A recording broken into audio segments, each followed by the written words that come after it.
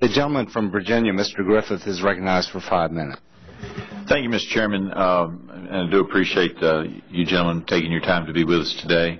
We may disagree on some of this, but I do appreciate you all as American citizens exercising your rights under our Constitution to speak to your government, and do commend you for being here. I do have some issues with some of the comments about jobs.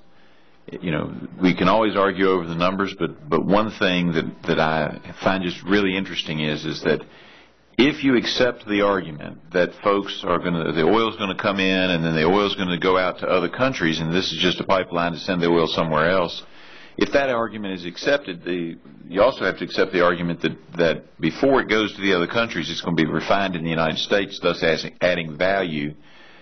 To do that, you have to add jobs to add that value, and when you add that value, you add strength in our economy and tax dollars. So I recognize that the situation you have, Mr. Thompson, being personal and their property rights involved, and I have not personally looked at that, but what I do see is a significant situation where it's been studied for a long time, and I do believe that there are jobs that are created by having the Keystone XL pipeline, and I think a lot of the opposition, not necessarily yours, but others, are folks who do not feel that we should continue to use carbon-based energy. I think that the general falls into that category, and I don't agree with that. Coming from a coal-rich and a natural gas-rich area of the United States, I would be remiss if I didn't tell you that I think that at least for the foreseeable future, we're going to need to use oil, we're going to need to use coal, we're going to need to use natural gas.